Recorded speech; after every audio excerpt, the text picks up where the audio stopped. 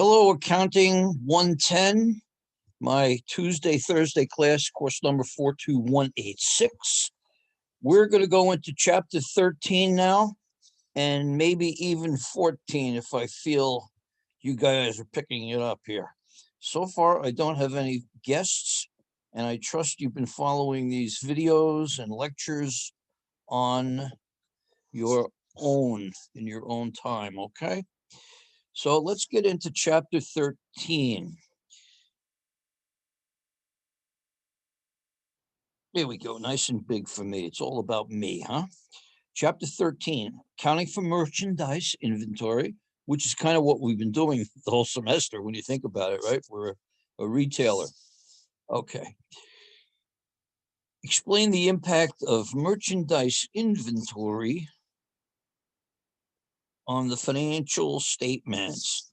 And what they're getting at here is if you make a mistake at month end, if you performed a physical count to get your cost of goods sold, if you understate, I repeat, if you understate the inventory, you fail to count something, you're going to have an error. Obviously, you're going to send out incorrect financial statements. All three of them are going to be wrong. The income statement, the statement of equity, as well as the balance sheet. Cash flows will be wrong too if you prepare that. This here is the result of failing to count properly. And what you're going to learn now, hopefully, is that if you make a mistake this year, you have fouled up not just the current year's financial statements, but next year as well. So I guess you could argue that you make a bad counting error, a bad miss on the inventory, it takes 3 years to straighten itself out. And that's exactly right. Since this year's ending inventory is also next year's beginning inventory, the following year financial statements are going to be no good as well. So let's see what happens here. Let's look at this and understand it. The effect of an inventory error. Understating the ending inventory has the following effects. Understating. My boss comes to me and he says, "Did you count everything, Bob?" And I come back to him a few days later after we've already published. And I say, "Hey, boss, I made a little mistake counting the inventory. I failed to count that $100,000 worth of resin that was in a tank in the back of the field. I somehow missed that." Well, that's a $100,000 understatement. I failed to count 100,000. As a result of that, the net income my company reported will be understated. And that's the key thing I want you to take from this slide. You understate the inventory. You don't count everything. You are going to report net income. In my case, it was a $100,000 error. That means that my company issued financial statements which told the world maybe they broke even, when in reality, we made $100,000. And you can understand what a disaster that can be if people are relying on these incorrect statements. The bosses said, "Holy cow, we thought we were going to make some money. We just barely broke even. It's time to lay people off." Maybe they canceled some contracts, some purchase orders. So bad, undercounting or overcounting inventory. Undercount, net income understated, because your cost of goods sold is going to be overstated. And all three of your financial statements are going to be wrong. This year, you're going to report net income that's understated and automatically report net income next year that's overstated. To wit, let's take a look here, okay? Let's take a look. It'd be nice if I stayed on the right screen, huh? Okay, I just need to move something. I'm looking at my big face here. Okay, let's take a peek on inventory errors, huh? Here, in this year here, whatever year this is, year one, I guess, things were done correctly. The correct amount of the inventory to count was $20, okay? $20, and because that was the correct number, they reported the correct income of $30, okay? And then the next year, that came over as the beginning inventory of the next year. And so happens they have the same exact activity, the same amount of purchases and cost of goods available. But setting that aside for just a moment, the point they're making here is you counted it correctly, so you're okay here. You're okay here. Nothing to be concerned about. But look what happened here. This is a big company. They understated their inventory by $15 million to really make it a big point. They understated the inventory by, I didn't say 15, I meant to say 5. It should have been 20. They only counted 15. That's a $5 million error. So look at the result of what happened here. By counting only 15, their net income went from 30 to 25. So this was a $5 million error that understated the net income in this year and overstated it by the same amount the next year. Why does it affect the next year? Because you're stuck with this bad ending inventory. You did not discover this mistake until you published all your financial statements. This might have been for the end of March, and you found out in the middle of April that you missed this big inventory. Nothing you can do about it. If it's material, you need to disclose this immediately. You need to get a press release out, or you need to let people know who rely on your financial statements what the true activity was. So understate inventory, understate profit. And here is the reciprocal.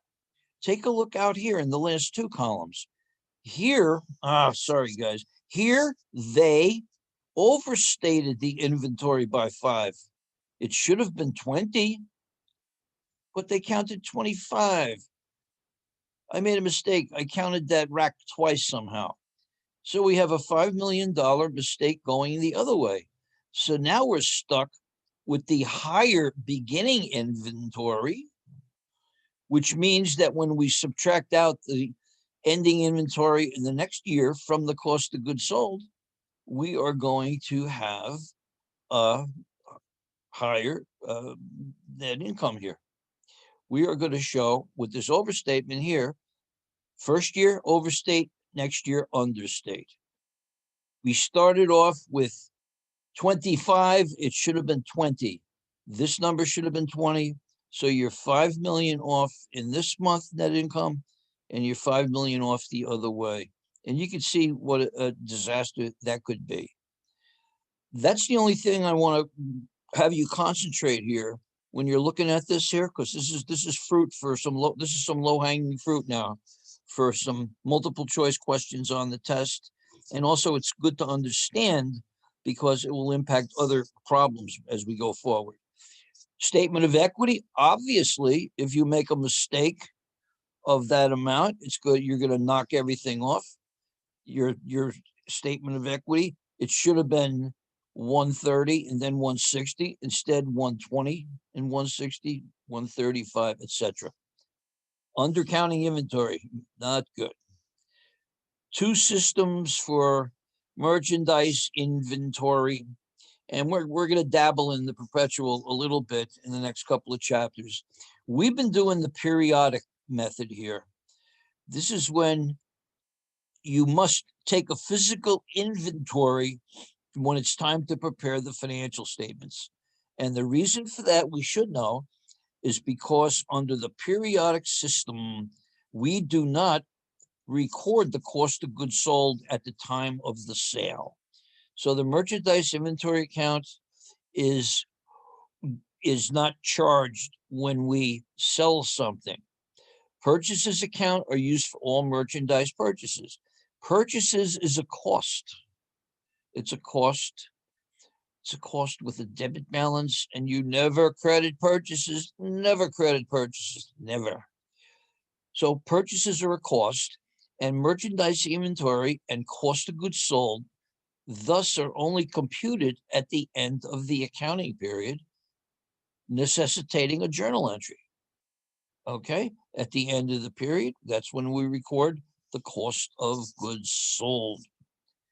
On the perpetual system, the merchandise inventory always is kept up to date and hopefully accurately, because under this method, we are going to debit merchandise inventory, not purchases. Merchandise inventory, of course, is a current asset. So we sold something for $100. Under the perpetual system and the periodic system, the sale entry is exactly the same. We're going to debit accounts receivable and credit sales. We know that from chapter 1. Under the perpetual method, we also have to record the cost of goods sold at the time of the purchase. So we just decided we sold something for $100 and we paid $40 for that. We bought that from the wholesaler for $40 and we sold it for $100. The $40 is your cost of goods sold. So the other part to that journal entry, or a separate entry if you like, you're going to debit cost of goods sold and credit the asset at its cost, $40. So you made $60 on that transaction. If you have a good perpetual system going and you have faith in it, you don't have to maybe take a year-end inventory. I mean, I worked for years and years with companies that had a decent perpetual system going. We did, though, take end-of-year physicals every year. We also took what are called cycle counts throughout the year, where you go out every day. I used to chase somebody from the accounting department, including myself, out into the factory with a list of maybe 3 or 4 inventory items. And we would count those, come back up, check it against the perpetual. If all 4 were okay, that gave us a comfort level. We did that every day, and things were pretty much kept under control. If one item was off, we go back and recount. And if the next day something else is off, whammo, we think we have a problem. One item being off, probably not a big issue, most likely noise in the system. More than that, time to look. So I'm going to take us through this grid here, okay? And let's take a look at it, huh? Here is what we've learned so far. We learned throughout this course so far, you buy something, it's a cost under the periodic system. You debit purchases and you credit accounts payable, huh? Well, that's no different under the perpetual system. It's the same exact journal entry. You're just debiting the inventory account because you're adjusting that inventory account with each transaction. When you go to Costco and they swipe your credit card to buy a computer, where you pay them in cash or whatever, that their system, as soon as they ring up those items, their system is going to debit the cash, credit the sale, and it's going to credit the inventory because you've taken that off their hands, and you're going to debit the cost of goods sold. Anyway, I'm getting a little bit ahead. Purchases, merchandise inventory, basically the same entry. We learned under the periodic that freight in becomes a part of cost of goods available. Under the perpetual system, we're not debiting freight in expense, we're debiting merchandise inventory, because that freight is considered part of the cost of buying that inventory. We could not do it under this system because we didn't know what the inventory was to begin with. Now look at the key difference here. We sold something. Periodic, we sold it for $80. There's your journal entry, debit receivables, credit sales. Hey, same exact thing under the perpetual system. But this item cost us $50. We bought a garment for $50 that we sold for $80. And our perpetual system automatically updates the inventory by taking this item off our financial statements, and it debits the cost of goods sold. So on that transaction, you can say we made a gross profit of $30, okay? merchandise is being returned. Well, if people return merchandise to us, I guess they don't owe us the $10 anymore, right? Somebody bought a $10, I don't know, book or something, and they brought it back, and they no longer owe the $10. So we, as the seller, are going to debit accounts payable or debit accounts payable to reduce it, and credit purchase returns and allowances, because you never credit purchases, never. You credit the purchase returns and allowances, the purchase discounts, okay? The contra purchase accounts. It's the same entry over here. You debit $10, except remember, in the world of perpetual inventory, we have nothing called purchases. Our purchases are not a cost, they're inventory. We buy and sell inventory. Here, customer returned goods, okay? The customer returned goods. So we, as the party who are getting this back, we have to reduce our sales or net sales with a debit to sales returns and allowances, because you never debit sales. Have you ever heard me say that? I bet you have, huh? You never debit sales, you debit the contra sales accounts, the sales returns and allowances, the purchase discounts, credit card fees. Same entry over here, the exact same entry. They use the word sales returns and allowances just like we do, same thing. But they returned a $20 item that they're telling us here cost us $15. So we have to put that $15 back in the inventory and reduce the cost of goods sold, because that cost is now back in the inventory. And take a look here, purchase discounts, okay? The customer paid us, or we paid, I'm so sorry, guys, let me move this up.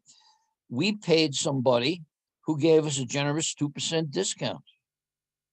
So we get 2% of that 100. That is a reduction in our cost of goods sold.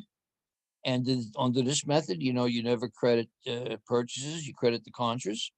$2 discount means that we settled this $100 bill we owed with only $98. Same entry here in terms of the numbers, but remember, under the perpetual system, we don't say purchases anymore. It's merchandise inventory, okay?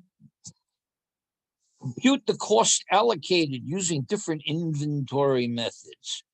Key concepts to understand. To determine the cost of goods sold and ending inventory, we need to understand the purpose of the physical inventory and the calculations used under the two methods. And let's understand the rule of lower of cost or market, okay? Lower of cost or market. Whoa, look at this slide. This one's a little too busy for my taste, huh? Let's go through it though, divide and conquer. You take a physical inventory at the end of the period. Under the periodic system, this is because you are going to take the goods available for sale. You had 1,000 books in your store at the beginning of the month. You purchased another 4,000 books. That's 5,000 books you could have sold. It's called goods available for sale. You can't sell more than that. And so at the end of the month, you count the books.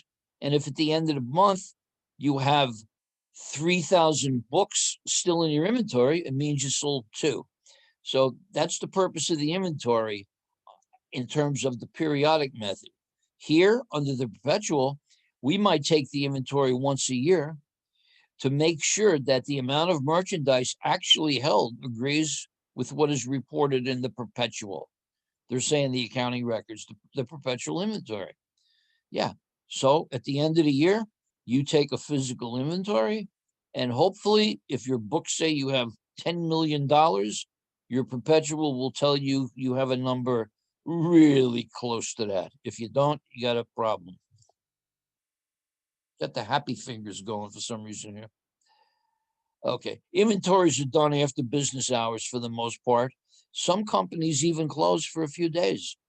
Yeah, any place. I worked at Thomas and Betts most of my working world, and we took a physical inventory every year. God, with these slides, we take an inventory every year, and we did close the factory down for 3 days to do it. We considered it that important. And this is just a side personal item. We were all set to start counting our inventory on October 1st, 1987. We had the auditors out here. We had some visitors from corporate who were going to participate. We had spent the entire night preparing the factory, organizing it, getting it ready for the counting. We were supposed to begin at 7 o'clock, and at 7:17, I believe, we were hit with one of the worst earthquakes of the last 60 years. The Whittier Narrows earthquake, and our building was condemned, and we had to find a new place to move. Obviously, that inventory didn't go too good at all, in that it was never taken. Okay. And if you can, you might want to take the inventory when it's at a low level. You know, maybe you're a realtor. I keep saying realtor, I mean a retailer. Maybe you're a retailer and your goods on hand are rather low at the end of the year due to the Christmas shopping season. You know, that might be when you want to take it. A fiscal year that starts and ends when inventory is normally at its lowest. It's called the natural business year.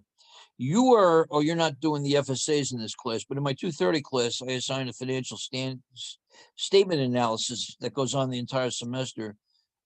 And the companies I assigned this time were General Mills and Kellogg's, two cereal manufacturers.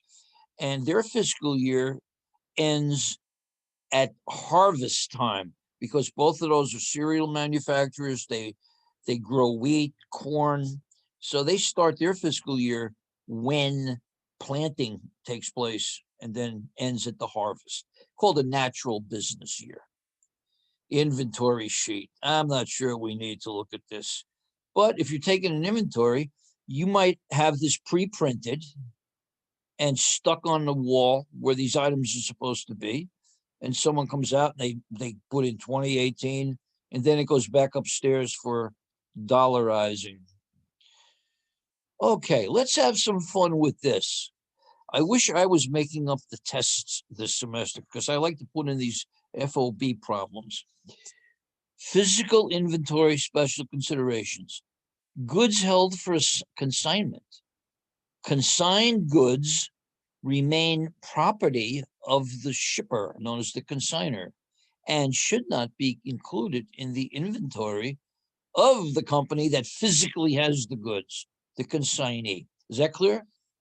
Nah, can't possibly be clear. Here's what we're talking about. A consigned inventory works like this. You ever walk into Macy's when it was downtown at the Paso Nuevo? You walk into that store and you might notice right away the scent of perfume. And you always see those ladies working at the glass kiosks around the store, and they're spraying this stuff at people's face, trying to get them to buy it. Macy's did not own those goods. That perfume did not belong to Macy's. It was given to them for free. It was consigned to them by Ralph Lauren or L'Oreal or Chanel, whoever the big perfume people are. So Chanel provided Macy's with, say, 1,000 jugs of perfume. And they say to Macy's, see how much you can sell. So Macy's sells maybe one jug a day, let's say, for $100. Macy's has a sale. They collect $100. And as soon as they make that sale, they pay us $40. Now they buy it for us. So in other words, it's consigned, it's given to a store, and they don't have to buy it until they sell it. Then when they sell it, they buy it from us, okay? Consigned goods. And mistakes can be made on consigned inventory. If someone says, oh, yeah, we've got $10,000 worth of perfume down at Macy's, let's count that. No. I mean, yes, you do count that. You do count that. Not Macy's, okay? I said I would clear that up. I'm not sure I did, but the videotape will tell. Goods in transit. This is interesting, I think. Goods in transit. It means that something shipped on December 1st from my hometown of Newark, New Jersey, is on its way to Santa Barbara. It's in transit, okay? It's on the road. The truck driver's halfway across the country. It was shipped FOB shipping point, FOB shipping point, as opposed to FOB destination. Freight on board, free on board is what that means. What FOB represents is the exact moment in time where title from the goods changed from the buyer to the seller. It's the point in time where the buyer now owns the goods and is thus responsible for paying the freight, for paying for any insurance. If there's an accident, it's the owner of the goods at that time who's responsible, okay? So FOB shipping point. This means that you loaded up a truck for me here in, say, California, and that truck leaves our building here. It leaves your factory, your store, FOB shipping point. That truck pulls away and drives 100 yards and breaks down. You, the shipper, don't have to worry about it anymore because it was FOB shipping point. It means that I, the buyer, own it at that point. That's all FOB means. It's the exact point in time where title passes to the buyer. So if that truck goes 50 yards out of your building on its way to me, well, that's I'm afraid that's my responsibility. The buyer will pay for the shipping, and you own the material. If it's FOB shipping point and shipped December 1st, you, the buyer, own that inventory, and you must debit the inventory and credit payables at that point, okay? FOB destination is just the opposite, as you might understand. Freight on board, free on board, until it arrives, okay? You shipped something from our campus. We have a little business going, you and me on campus here. And we shipped some goods from the West Campus, and the truck came and he picked up all the stuff, and the truck driver signed the bill of lading. As soon as he started that truck and drove 1 inch, that material no longer belongs to us, okay? I'm sorry, it does belong to us, destination. FOB destination means we own it, the shipper, we own it until it gets to New Jersey. So if that truck drove all the way across the country and had an accident in Ohio, we're responsible for that. We're responsible for paying it. So I would like you to take a little more look at this and understand what we mean by FOB. I was a little off my game here as I went through this slide, but just understand FOB is the point in time where title changes, okay? Some cost concepts. This shouldn't be anything new, I don't think. Inventory cost components. You must assign the right cost after an inventory, and cost components are the purchase price. Hold on 1 second here. I'm being distracted by a hacker. Okay. Inventory cost components. It's not just the price of the inventory. Purchase price. We bought $100,000 worth of garments from a wholesaler in not Mexico, we'll say Minnesota, Minnesota. And that's the price of the goods, 100,000. But we had to pay another 10,000 for freight, the truck driver. So the price of those goods has gone from 100,000 to 110. Plus we had to have insurance while it was coming across the country. That was another 1,000. And then we had to set up a special area in the store to receive it. All of these items here get added up and become the cost of the goods. Identical items are purchased at different times and at different costs per unit. Now we're going to have some fun, huh? Identical items are purchased at different times and at different costs. Guess what? Costs go up. We're going to assume. So you bought something for $2 on the first of the month. You bought it again on the 15th. The price was $3. You bought it again at the end of the month, and the price went up to $4. I'm exaggerating there, but that's what we're going to be talking about.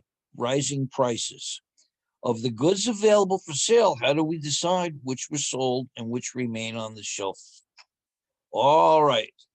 4 different methods. Specific ID, FIFO, weighted average, LIFO. FIFO, first in, first out. We assume that we're always selling the oldest goods first, okay? So at the end of the month, if we sold 100 items and there were 50 in the beginning inventory, we will say, okay, we sold those 50. If you then had a purchase of, say, another 75, we would say, okay, we sold 50 out of that level at a different cost. First in, first out, last in, first out, and it has nothing to do with the perpetual or periodic method, okay? One method is specific identification. This is for big ticket items, okay? Under FIFO, LIFO, and weighted average, you are not following the physical flow of the goods. We need to understand that, right? LIFO means that you never sold the first item that came in. LIFO. Santa Barbara, what do you call it? Mesa Produce across the street up here where I live. They use LIFO, I heard. That means that the first bunch of bananas they bought in 1950 are still sitting there waiting to be sold. Well, we know that's not true, but under this method of LIFO or FIFO, we're allowed to pretend that. The point I'm trying to lead up to is that under the specific identification method, you are tracing the actual physical flow.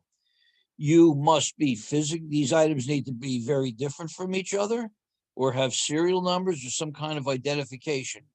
And you get the cost from the invoice. Wow, who knew that? And usually practical for businesses in which sales volume is low and inventory per unit is high. A good example, I bought my my Maserati a couple of years ago from the Maserati guy on Upper State Street. And when I walked in there, I said, I want that car, I want to buy a red Maserati. And the guy says, okay, that'll cost you this amount of money. I handed him the cash. He didn't then tell me, go out into the parking lot and just drive away with any Maserati I wanted. Obviously, he's going to tell me, this is your car. This is the one you agreed to purchase. And he'll hand me the keys to that car. That is specific identification. It's very important. You don't drive a car off a dealer's lot without them knowing the serial number, the VIN number, the engine size, all of the specifications. Very important in case there's a recall or an accident. Airlines. My God, you hear once in a while an airplane crash, an airline disaster. Well, just about every part on that plane would be specific ID because they need to investigate and find out what happened. So specific ID is easy. It's the big ticket, guys. Here we go. Now we've done this. We've done this now. Now we're going to do a different type of costing. At the beginning of the period, 40 units on hand, we paid $62. That's the cost, $24.80. Later in the period, later in the month or later in the year, whatever, we bought 60 at 65, 80 at 67, 70 at 68. Prices are going up, huh? Okay. So we bought 40 plus 60 is 100, 180. So we purchased 250 units at a total cost of $16,500. This is called the units or cost available for sale. Units available for sale, cost of goods available for sale. We cannot sell more than 250 books. That's all we could have possibly sold. We had 40, and then we brought in another 210.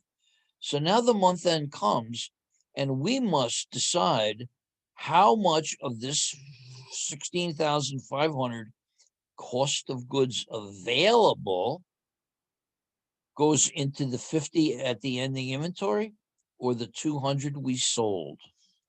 So let's see if they help us out with that, huh?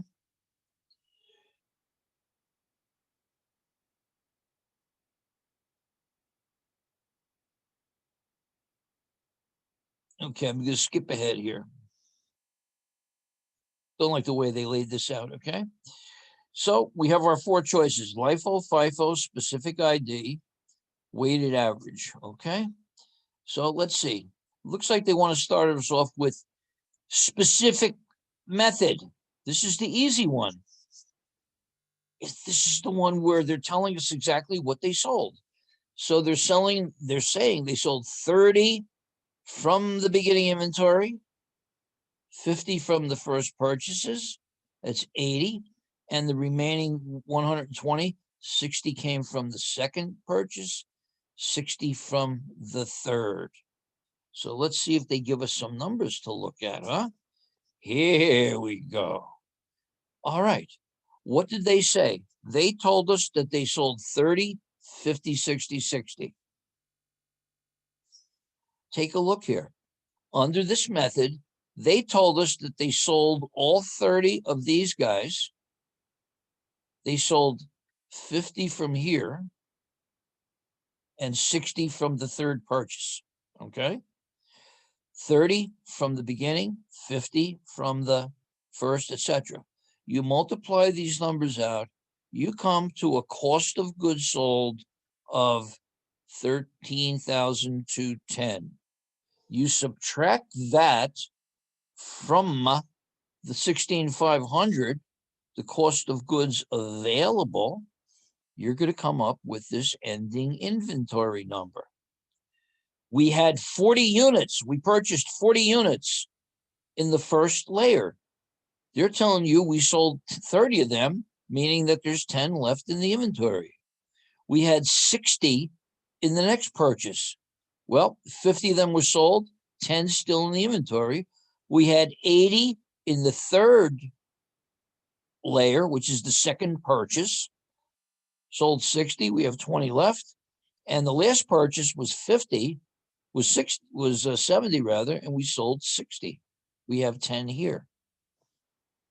So I'm saying we had 40, 70, 80,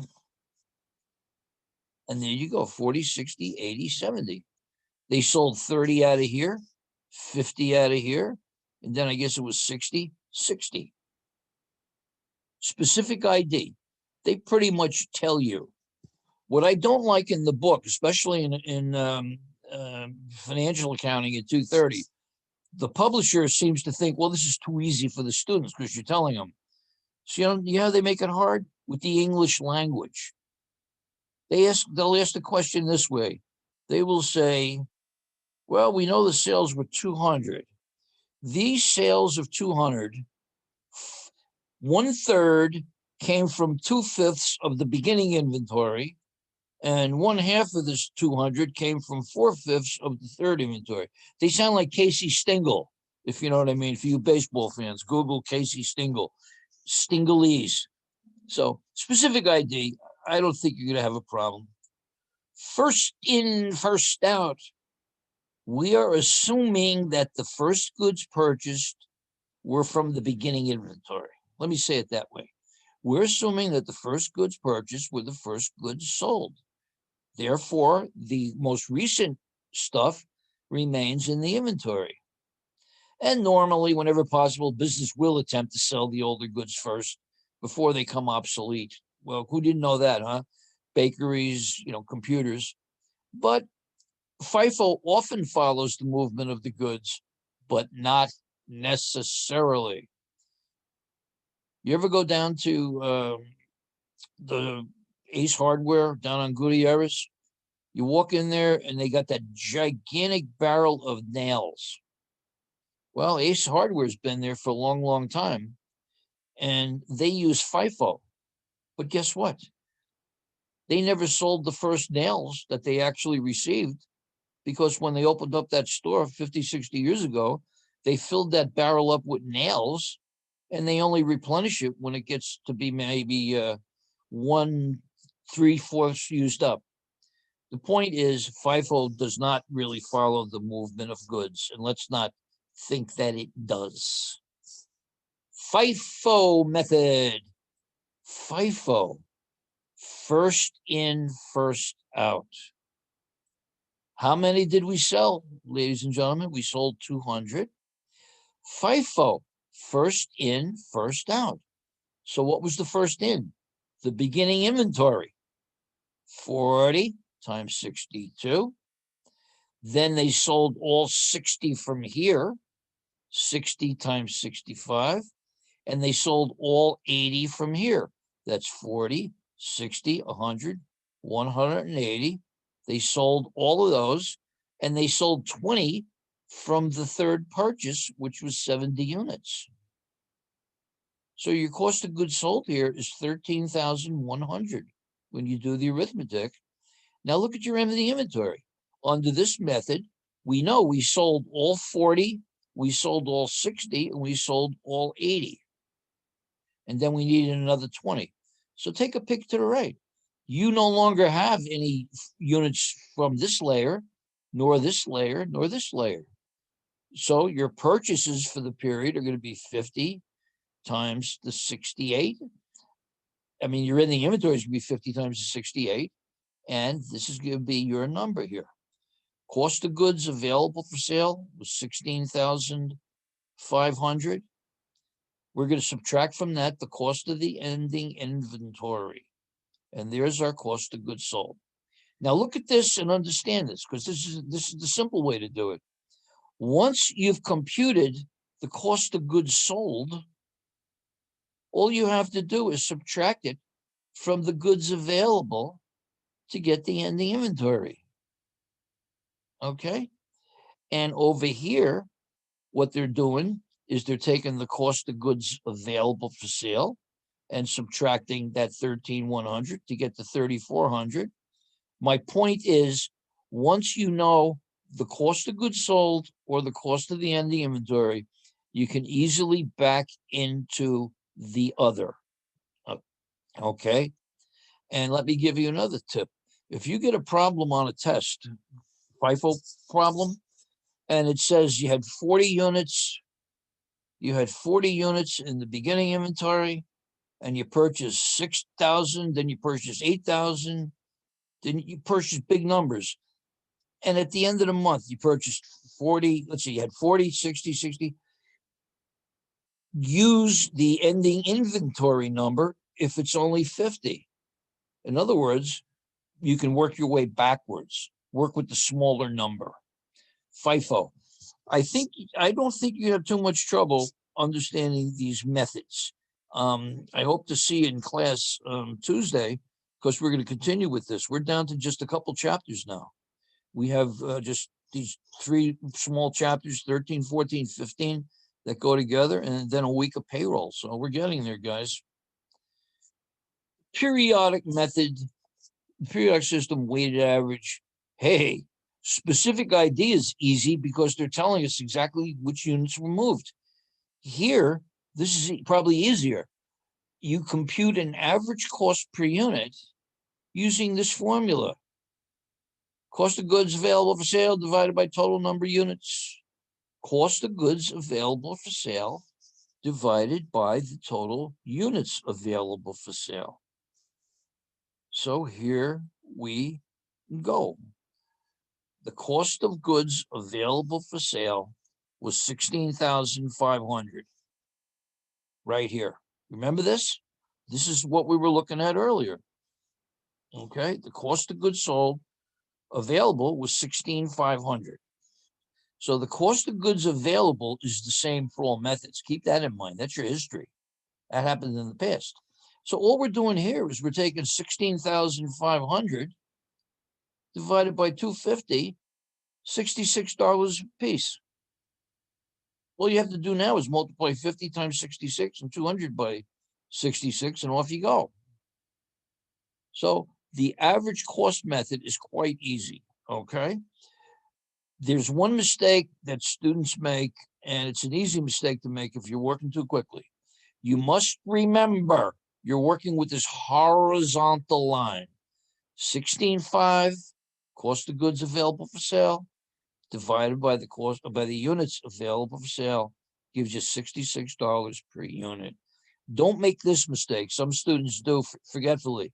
They say, okay, I want to get the average price, 62 plus 65 plus 67 plus 68 divided by 4. I guarantee it's not going to be 66. This doesn't work vertically unless the units are the same, okay? So you're doing it this way. And one way you might figure out you made a mistake, if you do this, you're probably going to come up with some fakakta number with a bunch of decimals. And doing it this way, you're probably going to come to an even number if the test provider has any mercy, huh? Weighted average, cost of goods sold, 200 times 66. Ending inventory. One of the advantages of the weighted average is its simplicity. And we like simplicity, huh? Our final method, LIFO, last in, first out. Now here we are going to pretend, just like we pretended with FIFO, that the goods are moving in this direction. We are now going to assume that sales in the period were made from the most recent items. Most recent items. Mesa Produce, they never sold that first bunch of bananas, according to this theory. So we're going to start with the most recent item and work our way up through the layers. And there's some justifications for this method. The physical movement of the goods in some business is actually the last in, first out. I'm not sure about that. This will match the most recent cost of item purchases, and you're going to end up with a lower net income and lower income tax using this method. And we are going to go into the differences in these methods in terms of the impact on the financial statements. Oh my goodness, we're back here again, huh? We sold 200. We sold the same 200, and we have the same cost structure, 62, 65. But under LIFO, which ones did we sell first? What was the last in? Well, obviously, the third purchase is the last in. So we start with that. Our cost of goods calculation will be 70 times 68, 80 times 67. That's 150. So we needed 50 out of this purchase of 60, 50 times 65. And we never touched the beginning inventory. We didn't need it to layer in here. So from that first purchase, from the third purchase, we sold everything. From the purchase of 80, we sold everything. From this purchase, which you remember was 60, we only needed 50 to get up to the 200, leaving 10 in the inventory. And we never touched these 40 from the beginning inventory. So we multiply these numbers out, and here we go. We get, this time we get a cost of goods sold number of 30, I'm sorry, guys. We get an inventory number of 3130. We subtract that from the cost of goods available. There's our cost of goods sold, 13,370. You can figure it this way or this way by doing the inventory first. Here, cost of goods available is going to be 16,500, as it is for all methods, minus the cost of goods sold we computed over here, gives you the ending inventory. Physical flows and cash flows. Only the specific ID is the physical movement. Assumed cash flows, and that's really a good word. Assumed cash flows. We're assuming that first in, that FIFO is in effect. We're assuming we sold the first one first. We're assuming the last one went out first under LIFO. And the weighted average, we're just assuming everything is the same cost. They do not have to reflect the actual physical movements. And any one of these methods can be used. Okay. goods available for sale. That number is the same for all methods. Let's understand that. The cost of goods available for sale is the same for all methods. It's 16,500 under LIFO. It's 16,500 under weighted average, etc. Cost of goods sold is the same under all methods. That's your history. That's the whole point of what we're doing. Take the history we have and split it up between the inventory on the balance sheet and the cost of goods sold on the income statement, okay? Any of these methods can be used. Goods available, same. The ending inventory dollars and the cost of goods dollars are going to be different with each method. The gross profit is going to be different with each method. And one method is going to have a higher income than the other. Please look at this third bullet here. When prices are rising, as we saw with these printers, FIFO results in the largest gross profit, which means the largest net profit too. When prices are rising. On your test, and the way I teach this and the way Cornelia encourages us to teach it is a normal, flourishing economy has to be in a period of rising prices. You don't want prices rising crazily like they did when I was in college, when inflation was 17, 18, 22%. That's roaring inflation, runaway inflation. That's no good. But you never want to have an economic system where prices are constantly going down. Do you want your wages to be going down, down, down all the time? Do you want the product you're selling, the price to go down, down, down? My point is with this, panegyrium here, is that let's just worry about what happens when prices are rising, a normal economy. Whatever happens when prices are rising, LIFO is the opposite of FIFO in terms of the results. So if you understand what happens with a normal inflating economy, LIFO is just going to be the opposite, okay? And then there's some different reasons for choosing these methods. The IRS requires the use of the same inventory for tax and financial purposes, huh?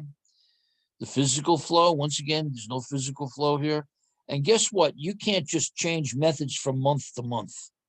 You can't be using FIFO, which will increase your net income compared to LIFO, and then decide next month, well, let's go to LIFO. We don't want to pay as much tax.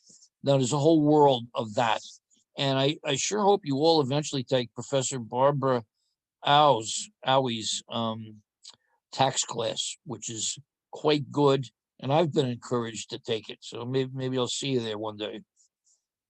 Okay. We just said that the cost of goods available is the same, regardless of the four methods. What changes, though? Look at this. Under specific ID, we had a cost of goods sold of 13,210. Here's 13,1, 13,2, 13,3. So let's get a little more understanding of this. FIFO, the cost of sales was $13,100, and our profit, 18,000 minus that, is 4,900. Gross profit, profit before operating expenses, right? Gross profit was 4,900. Let's take a look at LIFO. We're working with the same cost of goods available, but the cost of goods sold on the FIFO was 13,1. The cost of goods sold here is higher. And therefore, our income on the LIFO is only 4,630 compared to 4,900. Now, why is that? The reason is, and I bet you've pretty much figured this out by now. The reason is under FIFO, we are selling first the cheaper items, the less expensive items. Therefore, our cost of goods sold is going to be low. Under LIFO, we're selling those $67 printers first. So we're going to have a higher cost of sales under LIFO and thus a lower gross profit. That's one relationship I want you to understand clearly. FIFO will give us a higher gross profit and a lower cost of goods sold than LIFO. And of course, as I just said, we're always assuming a normal, healthy economy of moderate inflation, where prices are going up a little bit at a time, and so are people's paychecks, and everything is in sort of good equilibrium between unemployment and interest rates. It's a whole lot more to it than that, believe me. But that's what we're doing. If this was a period of lower prices, these numbers would be different, and LIFO would have the higher net income, okay? Perpetual inventory system. Wow, boy, they're popping this back up, huh? A continuous record. It maintains the quantities and costs of everything. And it's much easier to handle with computerized systems, okay? If I was in a good mood, I'd put that question on the test, huh? True or false? It's much easier to handle massive amounts of data related to a perpetual inventory system via a computer. Well, of course it is. The balance of the merchandise inventory account at any time shows the cost of goods sold and the cost of goods that should be on hand. Merchandise inventory is a controlling account. We haven't used that expression much, and I wish we had at the beginning of the course. Everything in your general ledger is called a control account. Cash is a control account. Anything in your chart of accounts is a control account. It can be called, I guess, the chart of control accounts. A subsidiary takes that control number and then breaks it out into detail. Just like accounts receivable in the ledger is $100,000, the subsidiary would be the list of the customers who owe you that amount and how much. So you would have a subsidiary ledger going with an account for each type of merchandise. Every line item. You have dresses, shirts, and a customer calls you, and you have a perpetual inventory system going, and have good faith in it. The person calls up and said, I'd like to come in and purchase 6 men's red t-shirts in small size. Do you have them there? If you have a perpetual system, you just click a button and say, yes, ma'am, we have 20 on hand. Come on in. If it's a periodic, you have to run around the store looking, okay? Goods sold usually are assigned cost on either a FIFO, weighted or moving average, or LIFO basis. Well, that's what we just learned, I hope, huh? And I don't want to get too much into this here, but they're just showing you the perpetual inventory FIFO method where you're getting into more detail with the layers. I am going to skip this because I've never gone through this with my classes, and I'm quite sure that I have the approval of Cornelia. I think this would more confuse people than anything else. It's just a representation of what we did in a different subsidiary type form, okay? I think we got one more thing to do here before I dismiss class. I see some of you are getting restless out there in cyber world. The conservatism principle. Oh, the principles of accounting, GAAP, generally accepted accounting principles. We're always throwing new ones at you, huh? The matching principle, that was a big one, right? Your matching principle refers to matching revenues and expenses in the proper period. And there's a few others. Conservatism. When in doubt, a lower asset value and net income measure should be used. What are we talking about? If an asset increases in value while being held, no formal entry of the gain is made on the books until the asset is sold. You have a family business, and that business bought property along Shoreline Park 60 years ago, and maybe they paid $50,000 for that property. So that land is sitting on that company's financial statements at $50,000. That was back, 50, 60 years ago. That land today is probably worth at least $2 million. Does that mean now the company can say, okay, I'm going to change the value from 50 to 200 to 2 million? The answer clearly is no. And we should know that because everything on our balance sheet is at the historical cost. You can never raise the price of an item on your, raise the recording cost of an item on your balance sheet if the market is higher. You must use lower of cost or market. Of course, when you sell it, then you see the profit. If an asset decreases in value, then you do have to recognize the loss if it goes below market.